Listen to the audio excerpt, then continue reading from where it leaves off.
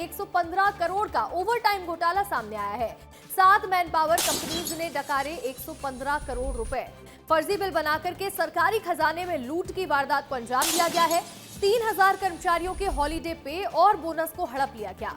फर्जी बिल तैयार किया और भुगतान उठा लिया। कंपनीज ने कागज पर फर्जी ओवरटाइम भी दिखाए हैं। कर्मचारियों के खाते में वो पैसा ही नहीं पहुंचा और सरकारी पैसे को कंपनी ने आपस में ही बांट लिया है। एक अजीब मामला सामने आया है रायपुर से, जहां 115 करोड़ का ओवरटाइम घोटाला उजागर हुआ है। ऐसे बिल और ऐसे कागजात दिखाए हैं जिसमें ज्यादा मैन पावर दिखाया गया और इसके साथ ही ज्यादा शिफ्ट तक लोग काम कर रहे हैं ये दिखाया गया।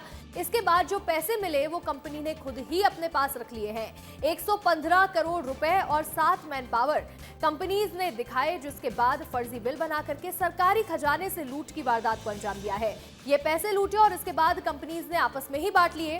3000 कर्मचारियों का ये हॉलीडे का पेमेंट हो सकता था, बोनस हो सकता था, जिसे हड़प लिया गया है। फर्जी बिल तैयार किया गया और इसके बाद भुगतान का पैसा उठा लिया है। कंपनीज ने कागजों पर फर्जी ओवरटाइम भी दिखाए हैं। कर्मचारियों के खाते तक वो पैसा पहुंचा ही नहीं जो कर्मचारी यहां काम कर रहे थे, बल्कि सरकारी पैसे को कंपनियों ने आपस में ही बांट लिया है। हमारे सहयोगी सात्विक द्विवेदी जुड़ रहे हैं अधिक जानकारी के साथ। सात्विक, ये ओवरटाइम घोटाले पर आप ज्यादा जानकारी दीजिएगा और कैसे इतना बड़ा घोटाला हुआ है ये भी बताइएगा।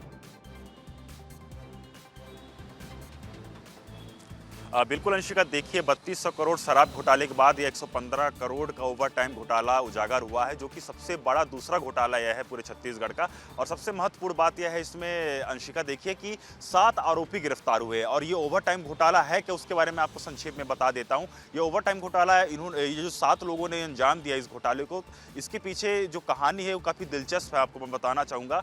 ये जो ओवरटाइम घोटाला है, ये जो लोग काम किया करते थे, ओवरटाइम किया करते थे, उनके जो पैसा जो बोनस मिलता रहा है उसको लेकर के ये लोगों ने उस बोनस को अपने जेब में भरा और ऐसे ही करते लगातार देखते गए, करते करते ही उनको क्या कहते हैं 115 करोड़ का घोटाला हो गया। अब देखिए ये जो बोनस का जो पैसा था, जो कर्मचारियों का बोनस का पैसा था, उनकी मेहनत की कमाई थी, वो ये जो 7 लोग थे इन्होंने अंजाम दिया और इसे यह बड़े स्तर पर देखने को मिला कि 115 करोड़ का घोटाला हो गया। इसमें 7 आरोपियों के नाम आए हैं, जिसमें ईओडब्ल्यू ने 7 आरोपी को गिरफ्तार किया है। मैं आपको उनके नाम बताना चाहूँगा अंशिका।